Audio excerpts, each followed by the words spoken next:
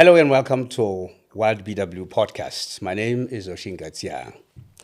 It goes without saying that conservation and tourism are Siamese twins linked at the hip. And without intentional investment on conservation, we would not be able to benefit from the tourism that Botswana is renowned for, which is of high value and low volume. Now, this is a kind of tourism that features some of the best scenes that the world has ever seen. We've got animals, some of which are the biggest and the most iconic animals that we have in this world. Now, my guest today is one of Botswana's iconic figures, just as we have these iconic animals, and you will know what I mean as we continue with this conversation. You've seen him on social media and at major national events. Many of you have watched him on Sunday, every Sunday, preaching from Gaborone at Aruka House of Restoration Church. If you recall, he used to go by the hashtag, the pastor at large. He is none other than Pastor Mmoloki Mogokgwane. It may come to many as a surprise as to why we have him today, but we will get to know that. What I can tell you is that Pastor Mogokgwane is one of Botswana's ambassadors in this area of conservation and tourism. Pastor Mogokgwane, welcome to Wild BW. Thank you so much. Thanks for hosting me today. It's very interesting. Pastor Mogokgwane and animals. Yes. The pastor who spoke at the presidential inauguration where we went viral with controversial statements. The pastor who has featured ATI at church, and now you are in the conservation and tourism space. How did that come about? It's very interesting. Sometime last year around October, I was approached by some representatives, actually from Natural Selection Foundation, and they showed me what they do in terms of their conservation efforts, and they also showed me that they have different ambassadors in different sectors, and that they were interested in me being one of those ambassadors from a religious point of view. Yeah, so that's really how it started. Yeah. But you've got to be also interested in this area of conservation and tourism. Yes. Look, I love wildlife. If I was to tell you where my love for wildlife really started, it's actually very interesting. Wildlife and conservation. When I was at school, high school, we had a club that was called Friends of the Earth. Yeah. I was part of that club and I became the chairperson of the club. There was an old white lady from Europe who was one of the teachers and who was very passionate about conservation. And so she saw my dedication to actually the cause. We actually had a garden. I was at Sheshe River School. I hope they still have that garden. That was long before you became a Christian, pastor. by the way. No, I was a Christian. Oh, already. okay. Yeah, it was in 92. I became a Christian in 92. Correct. But actually, a year before I became born again, I joined the Friends of the Earth. Yeah, so this white lady really loved me. And I led because I was committed. I used to go to the garden. We had a garden there that we were taking care of. It was well fenced, and we were taking care of the plants there. Students used to come in there to take pictures because I started photography already then. Yeah, now go ahead film. Yeah, the film. So they developed. Yes, so I used to take pictures, send it to Francistown, and sell the pictures to the students. So I loved that because it also provided that kind of scenery that my customers needed. Yeah, so the lady took note of my dedication to this particular conservation efforts, and she sent my name. There was a competition. Okay. Yeah, a competition conservation. It was run by, is it the Kalahari Conservation Society? Could be. Yeah. Because it's one of the oldest Yes, NGOs in the that are 90s. in that space. Yeah. So she did this without my knowledge. And then the next thing, I receive a message from her that I actually won the competition. Wow. I was number one. In the country. In the country. This was in 1992. I was number one in the conservation efforts. And I think Botswana was number two. Imagine. A whole company. A whole company was number two. And the third company, I don't know whether it was Murupule Mine or something like that. But I was number one. And there was a reward that came with that. And the reward, interestingly, was that they would fly me from wherever I am in the country to Maung, where I'll stay at the Cresta Rallis Hotel and join a family from America that had paid for a safari. You know, this drive, self-drive. safari, where you actually go from Maung, driving through the deltas and all the way until you reach Kasane. And then from Kasane, I was staying at Moana. This is 1992.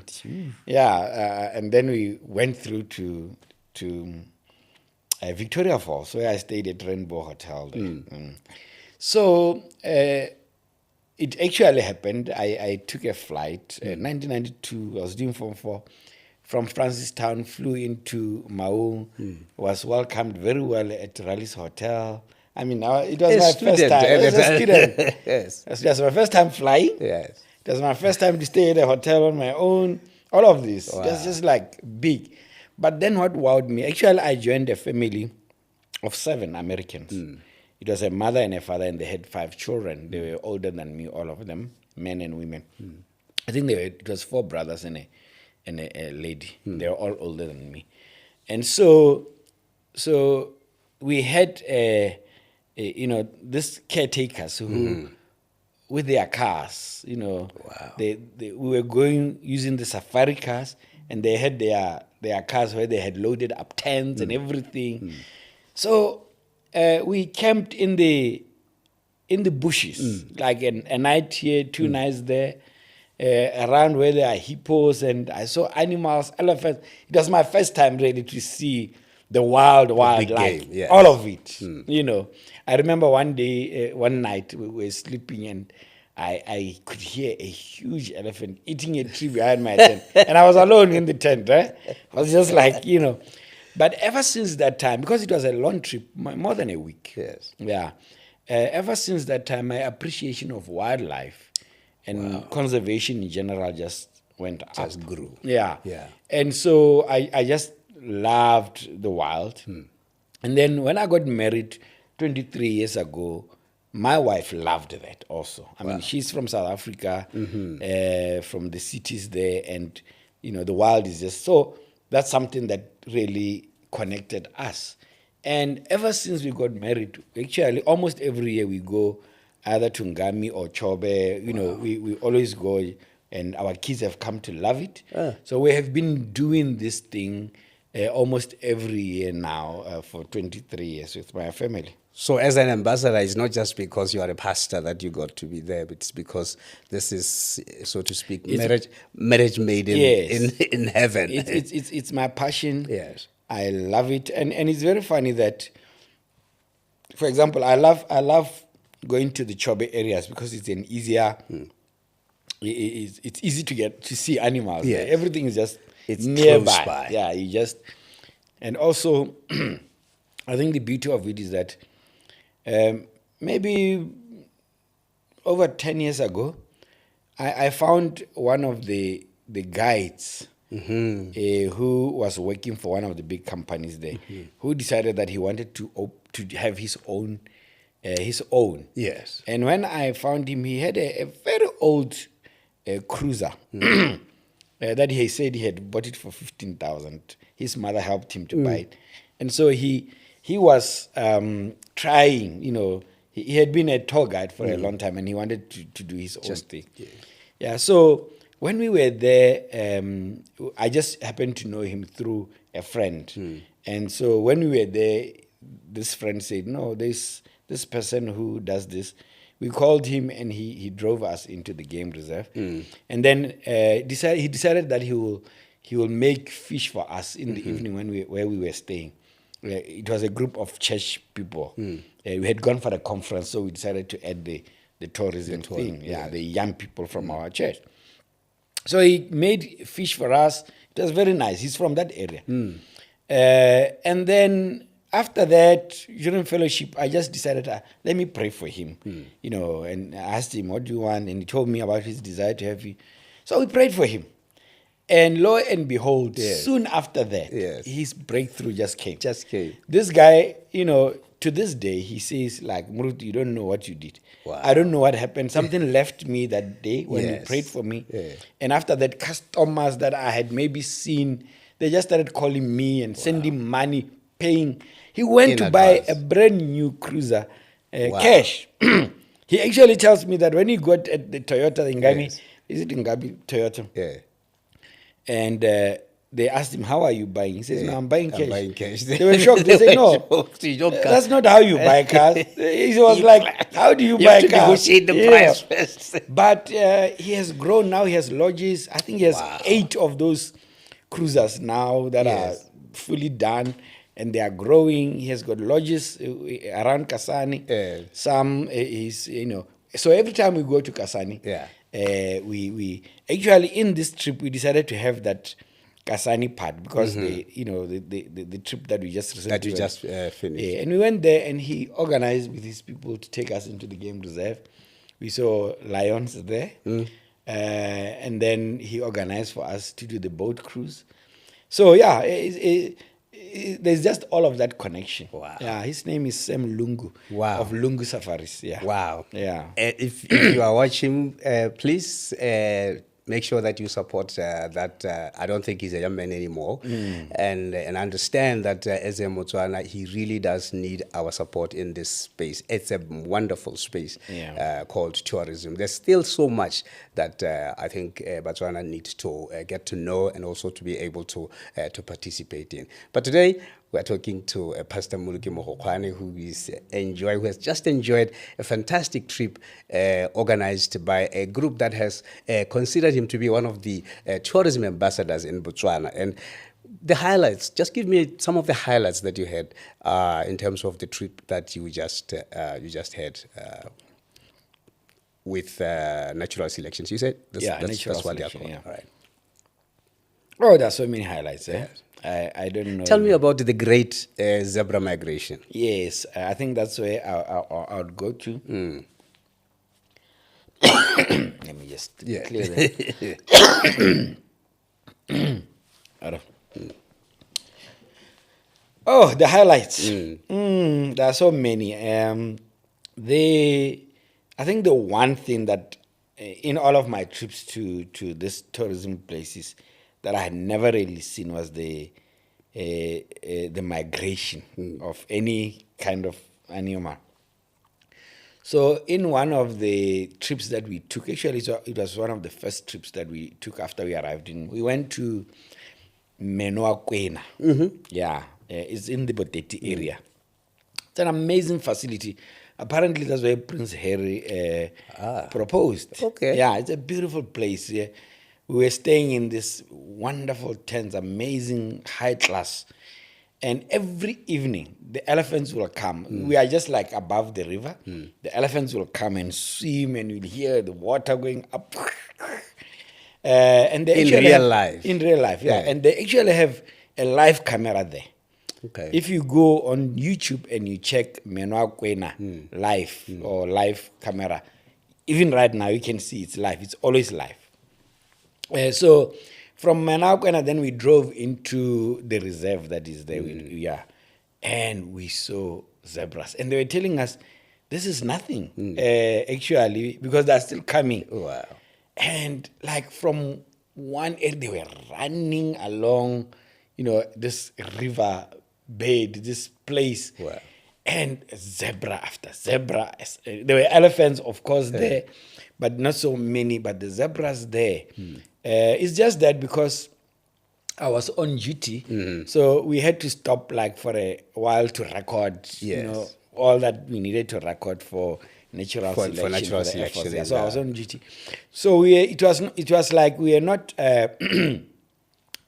really free to, because they wanted us to take us further to where there were lots of them.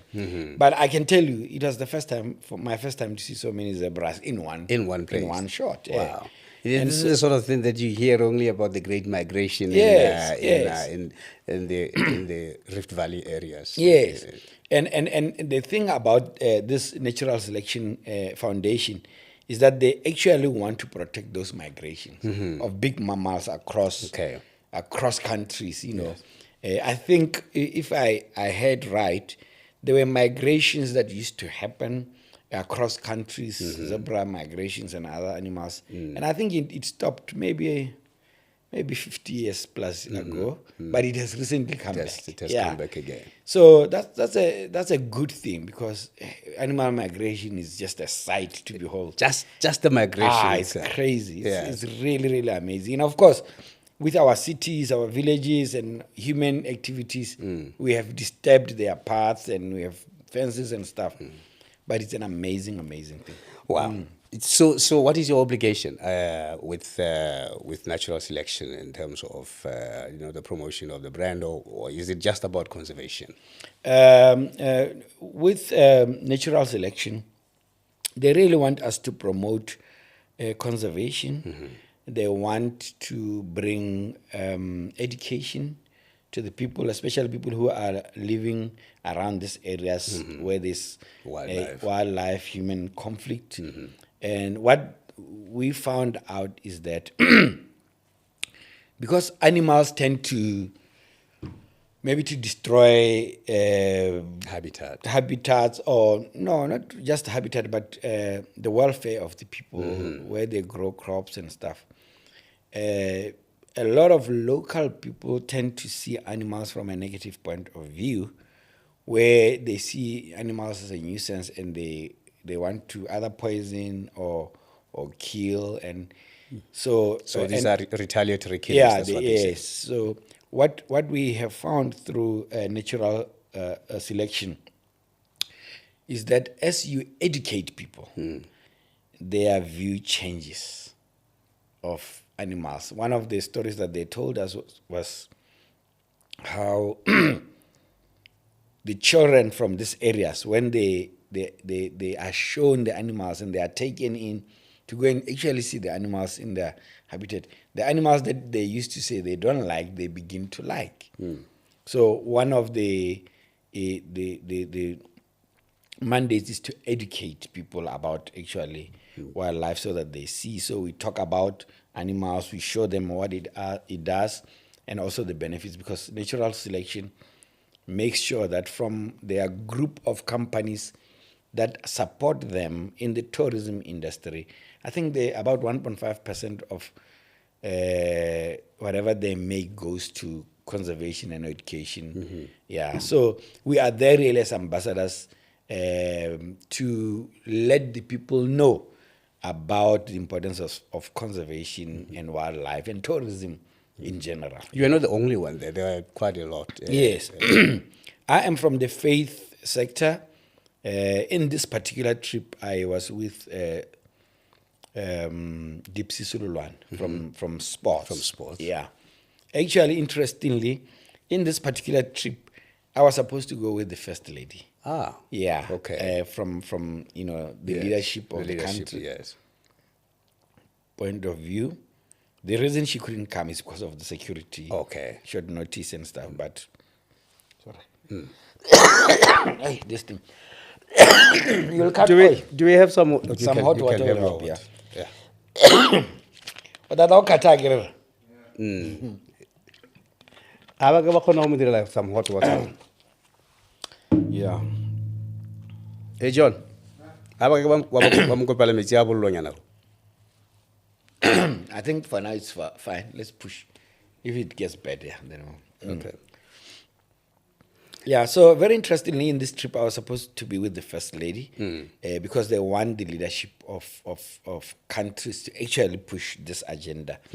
When they were orientating me, they showed me in Zimbabwe, the First Lady of Zimbabwe also advocates for wildlife and tourism, and and the conservation. Yeah, so it's just different people from different influences that they are really using to push their agenda because they want to reach as many people in different sectors as possible. Yeah. So really the drive is to create a sort of a mindset change in terms of Botswana's approach to wildlife. Exactly. They want us to be able to see wildlife from a positive point of view and also learn how to coexist with the wildlife. Which brings us to a point where when we talk about wildlife, the narrative that seems to be dominating is this clash between hunting and non-hunting.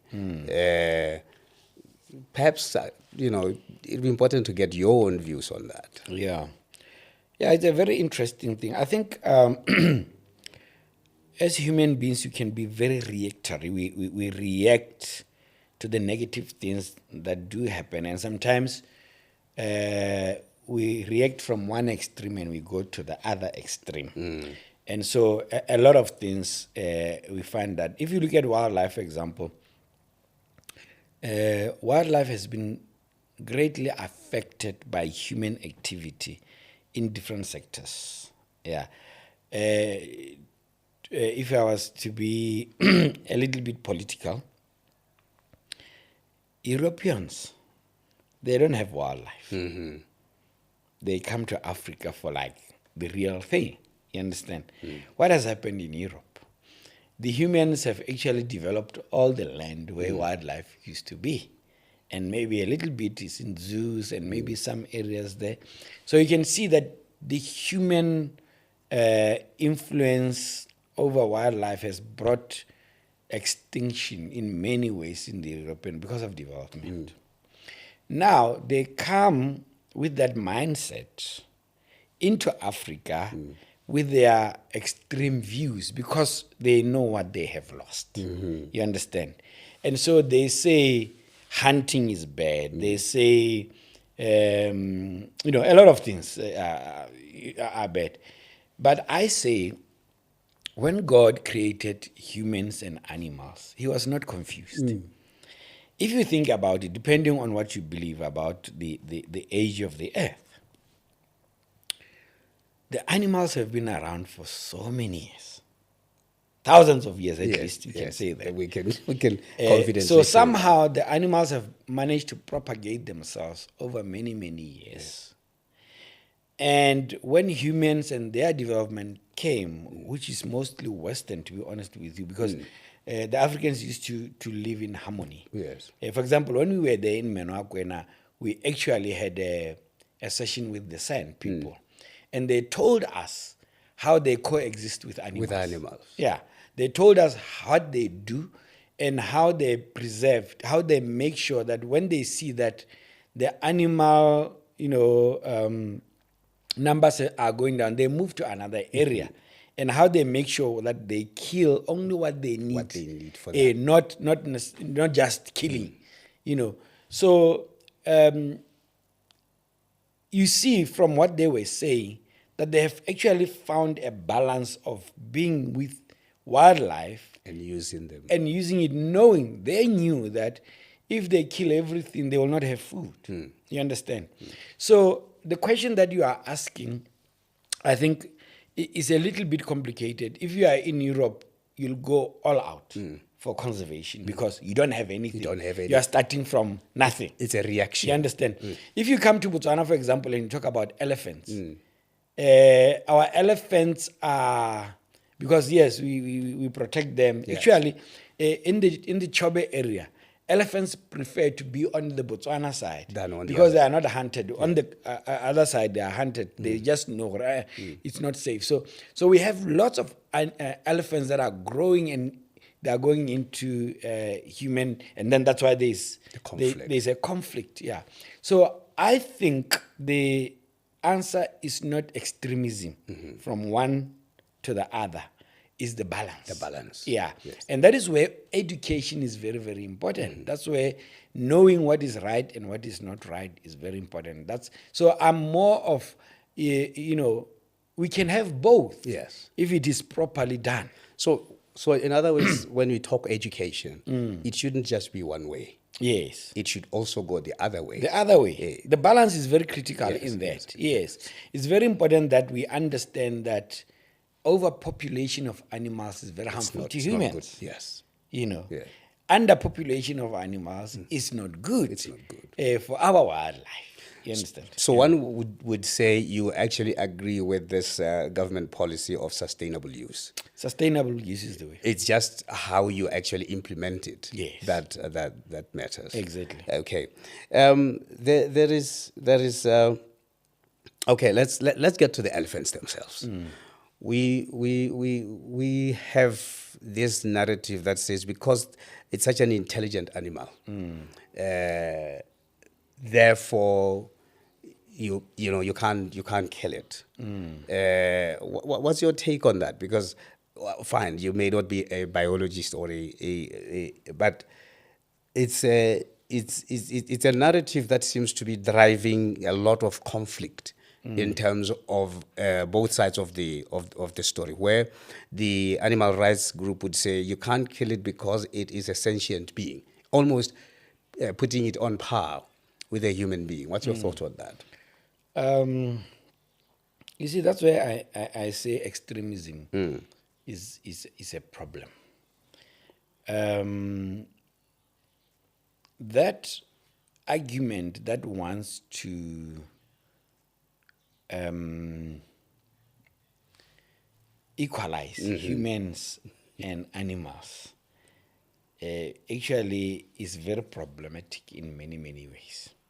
And because I'm from a religious point of view, a Christian point of view, at the beginning, it's very interesting that before God made humans, he made animals. Okay? And then when he was done with everything, the balance of the environment, making sure that there's oxygen for us to breathe, everything, he then made man. And then he gave man the right to rule over, the animals and all of that. And it's very interesting that along the way, he actually instructs men to kill and eat, It's not in a cruel way, because if it was not done properly, we would not have any animals today.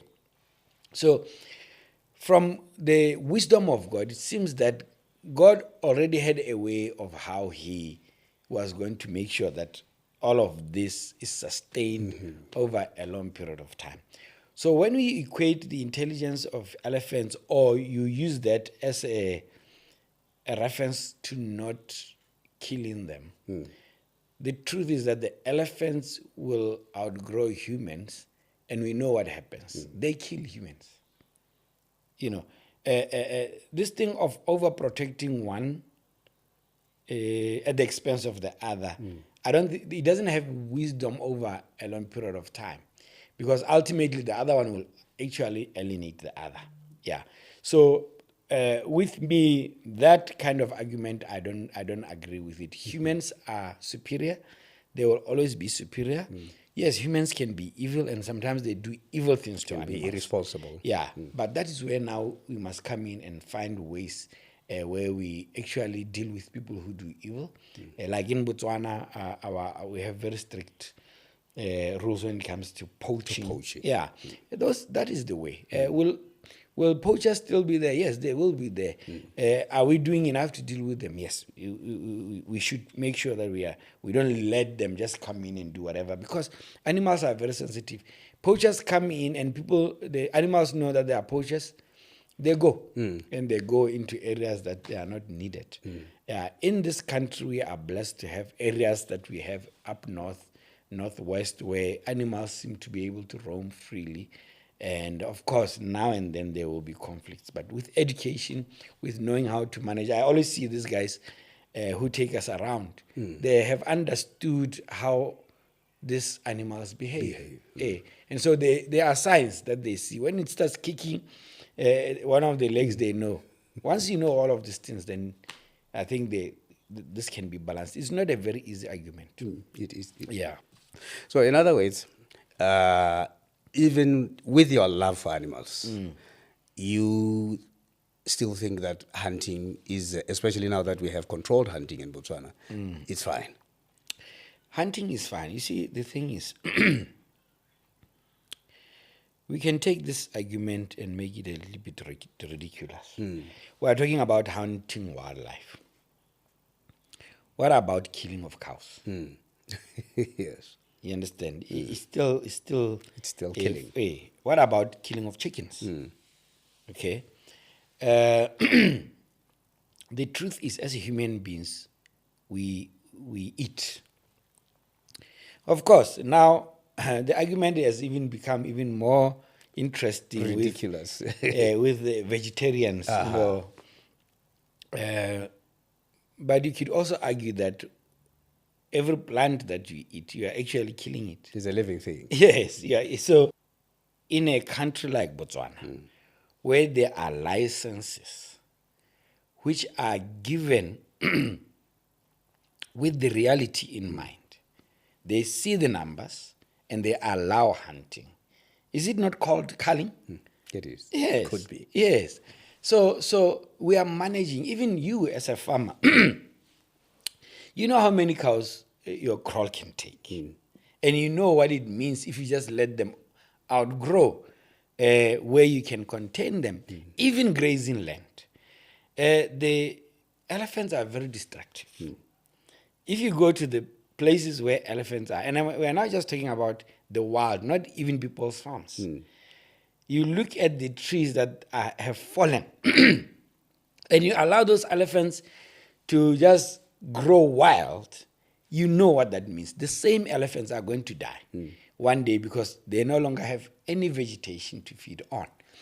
There is a balance. If we do not have that balance in mind, we are going to go to the extreme, thinking we are solving one problem only to cause another problem. Yeah. So For my country, I think they have done well in that it is controlled, and they see. And I'm glad that even the previous government, and I think this government, they have offered our elephants to those who are interested to have them. You know, it's another way. Yes. Look, if you have such a big problem with elephants being culled, can you help us? Come and take by all means. at least 100. Yes, and see Come how and you take deal with that. See how you deal Yeah, with it. so I love animals, Yes. but I also understand that overpopulation of animals is detrimental not only to humans but to them. But to the Yeah. animals themselves. Yes. And of course, as you say, to the ecosystem, Yes. to the other species. Everything's affected.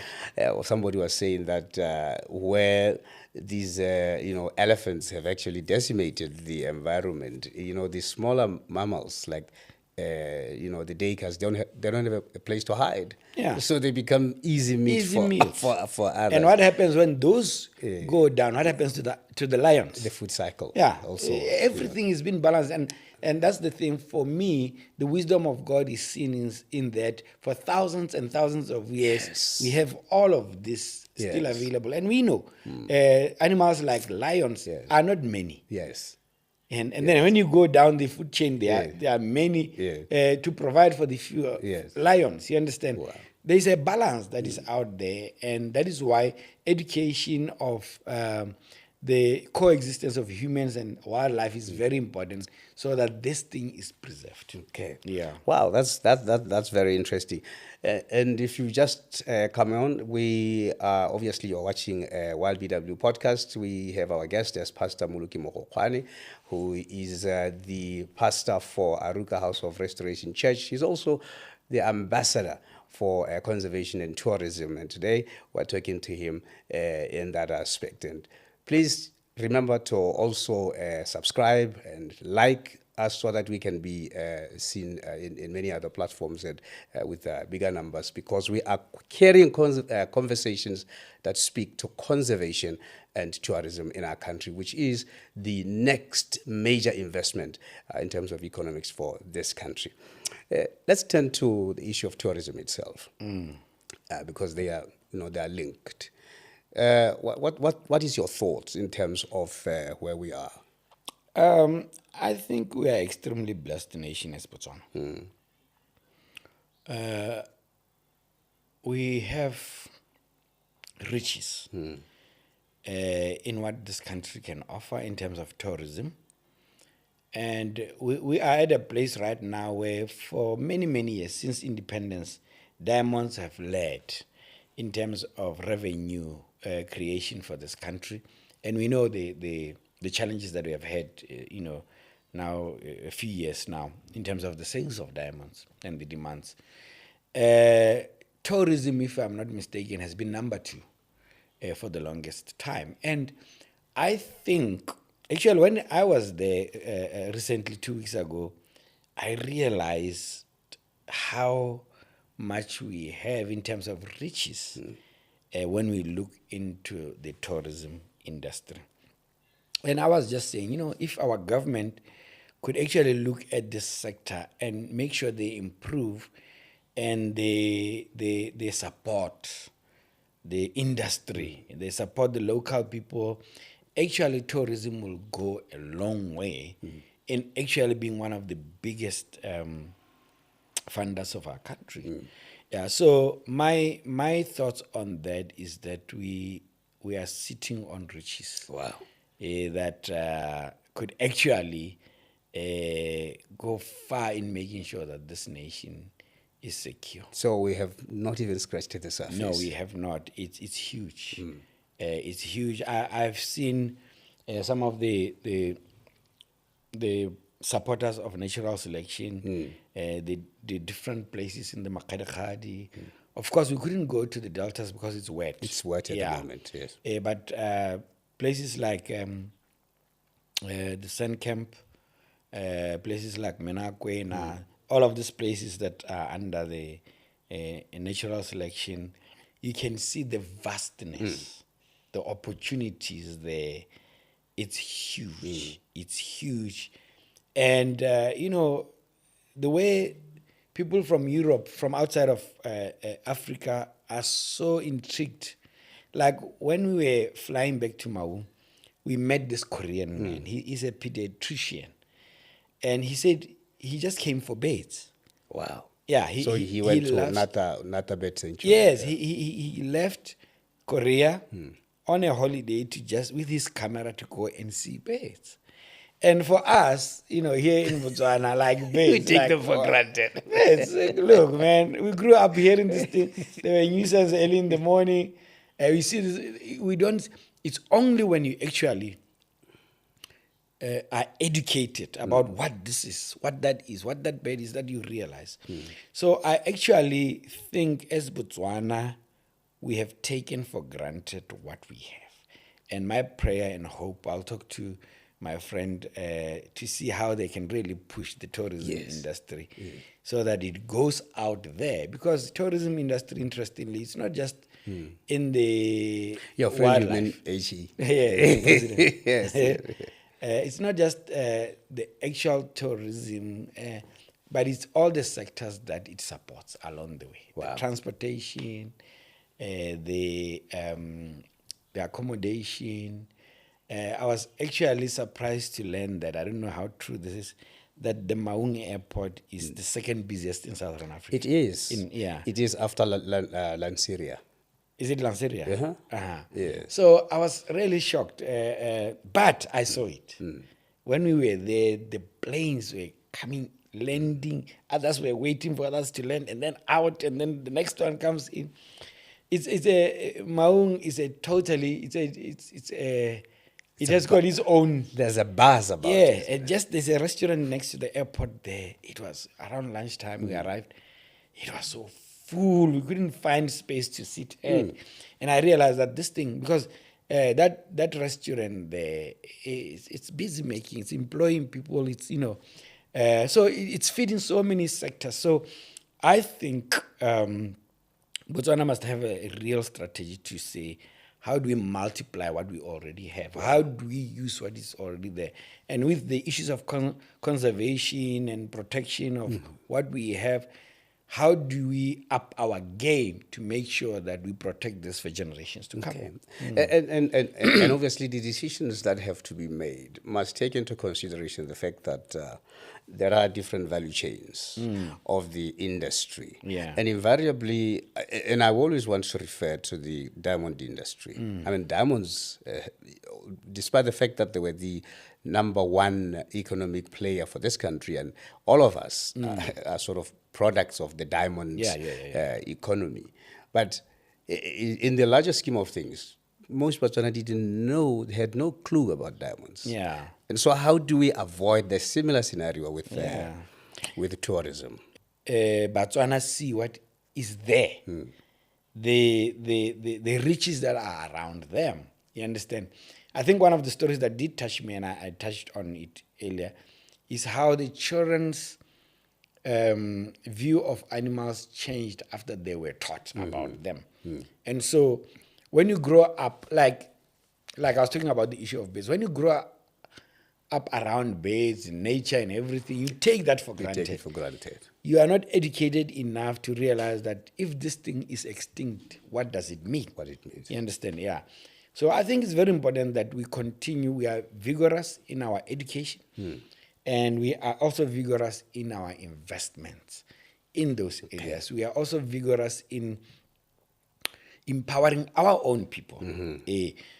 Sadly, on the other side, we find that there are lots of people who are benefiting extremely from our tourism and not Botswana. So that's another difficult conversation to have because a lot of these tourists are paying outside the country and they come in here and everything's organized for them.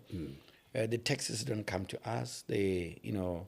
So those things needs to be looked at and see how do we actually really benefit as a country. How do we ensure that we actually maximize the what benefits we have, of the product that we have? Exactly. Yeah. Exactly. And because what I and as I was saying in comparison with the diamonds industry, where much as we were benefiting, when you really come to unpack it, you realize that quite a huge chunk of the benefit was going outside. Yeah, of course. And we are, because this is the land where we are in, we are the ones who are actually taking care of these assets. Yes, of course.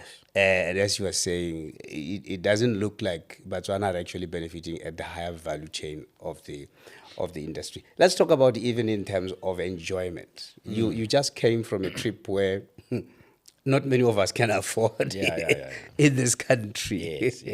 How do we get Botswana to appreciate when it's so expensive to actually go to these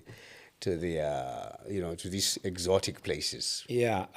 Actually, interesting that you asked that question. I think a few years ago, this question was raised, and many of these expensive places were then challenged to have rates for Botswana. When I came back from the trip, we actually were sent rates, off-peak rates for next year, 2027. Wow. From this very expensive areas. And they're actually very reasonable and affordable for Botswana. Okay. So maybe we'll share a link on So I think although yes, it's very expensive, but there's an effort, at least locally, to make sure that those off-peak times, I get on Botswana, our winter comes when it's their summer. When is their summer? So they know how to play around so Botswana can actually go out there and enjoy the local rates, and which is a very good thing. Because you see, the thinking, the mindset is that tourism can only be afforded by the moneyed, the elite, the town people, and then your common person, and how so and all right. Let me. Okay. I'm sorry. Maybe on that conversation.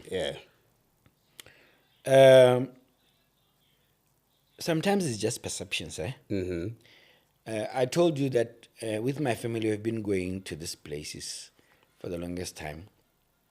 In the Chobe, for example, the rates into the game reserve are very affordable for Botswana. And you can actually do a self-drive. I've actually done self-drives inside the Chobe game reserve. I've done self-drives in the Ngami land, in the reserve there. So actually, it is not that expensive if you think about it. It's just that we do not. It's just that we don't know, and maybe we believe that it is expensive. Okay. Yeah, but of course, I agree there are different rates. rates. You can go and sleep at a lodge that costs you 500 pula per night, or you can go and stay at a lodge that costs you 5,000 pula. US dollars. Yeah, and now around these areas, and that's the beauty, is that many local people, many Botswana, have found that there's a niche here, there's a need for accommodation. If you go on Facebook, on Google to check, you find that actually there are places where it's really affordable and you can get good rates and drive yourself in. If you can afford and you're a group of people pay together, for and I would advise that you are driven in there by these guys who know, because they call each other. We found the lions, and then they can run there. When you are on your own, really, it's a lot of guesswork, But it's not as expensive as we are led to believe many times. There are rates that are affordable. In fact, now that you are saying it, when you consider the fact that during COVID, when there was no movement, the industry was very much affected. Yes, because and so that is why it's important that you create a local interest in traveling locally.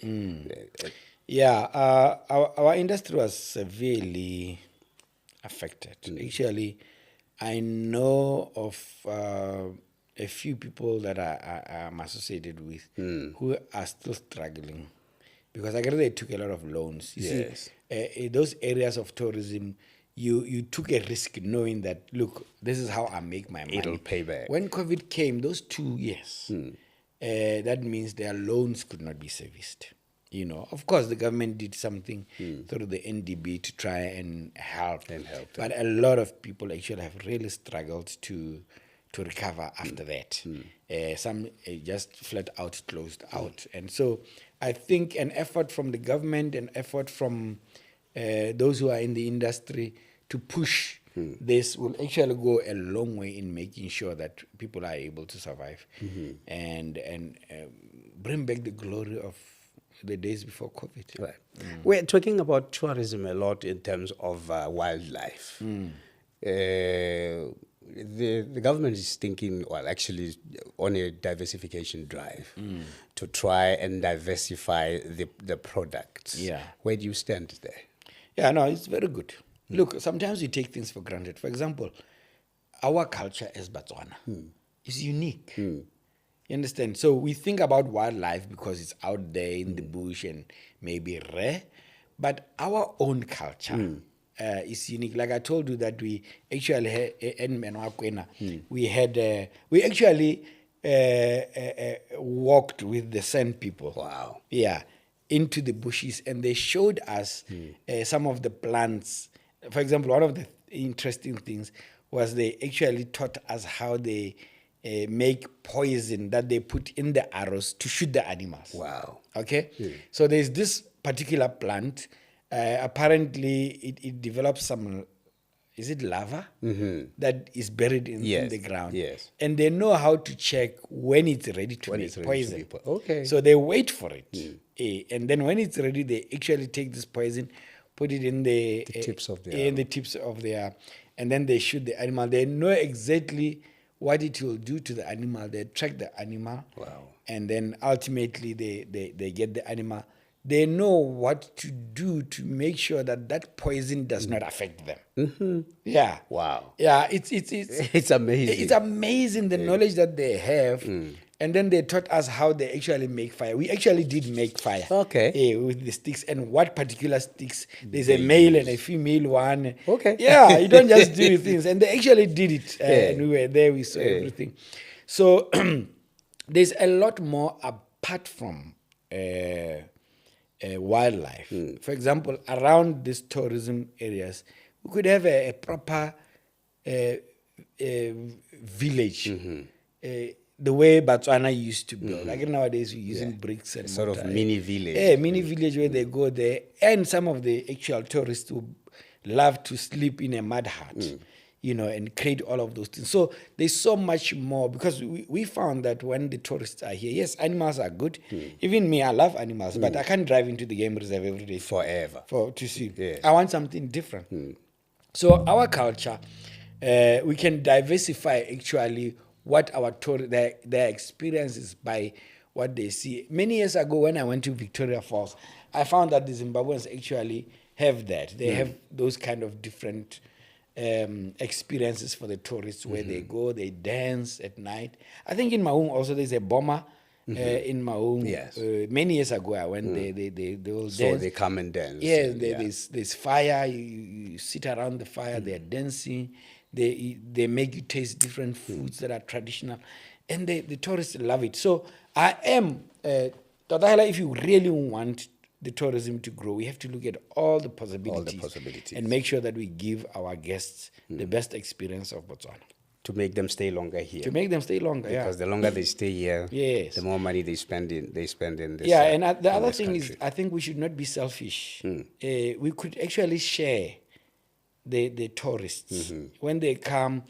I know you are good there. Please, can you have them on this day? Let the tourists have the best of Botswana, not from one source, but if we could actually connect those of us who providing that service, then we'll all benefit at the So end of the day. networking is critical. It's very, very important. So that's why you need associations, for Associations are very, very important to make sure that all of this is taken care of. example. Wow. Well, Pastor Mogokgwane, we have had a fantastic conversation over this, what we consider Botswana's next, how shall we say, major investment area. The sleeping giant that I think you've discovered. Any last words? I want to say to Botswana in general, God has really blessed us. Amen. Yeah, we thank God for what is hidden underground, but above the ground there is so much more. And one of the weaknesses that we have that started off as a strength is our over dependence on government. We wait for the government to do everything. And I guess it's a culture that we have developed over the past 60 years or so. But it's time for us to think outside of the box, look around and see what we have, see what God has provided for us, and say, what can I do to actually use what is there for me to be able to create, yes, something for myself and my family, but for this nation. Sam Lungu's story is one of those inspiring stories where he started off as a guide. Yes. And he started his own business, and he is well respected in that area. Today, we can do something like that. We can actually go all out and harness what God has given us. And to those who are outside of Botswana, the tourists, there is so much that this country can offer you. And now we want to invite you to come into this country and see the beauty of the people. The people are amazing. The people of this country are just really amazing. And also come and experience our culture. Come and experience the wildlife, the plants, the birds, the crocodiles, everything. Come and hear our story. Come and hear our stories. There is so much for you, and we invite you. Please come. Thank you so much, Mmoloki Mogokgwane. That was Pastor Mmoloki Mogokgwane, who is also the ambassador for tourism and conservation. We were talking to him today about his not only just love for the wildlife, but also the experience that he has just had recently, where he was able to observe some of the greatest spectacles that this country has, and that is the great zebra migration up in the northern part of Botswana. We'll meet again next time, and remember to share, to subscribe to our podcast. We're also available on our blog, that is www.wildbw.org.bw. That's our blog, where you can also get some of the stories that we share with you on the Tuesday Grill every Tuesday. We're also on Facebook and on TikTok. My name is OSHINKA TSIANG. We'll see you again next time.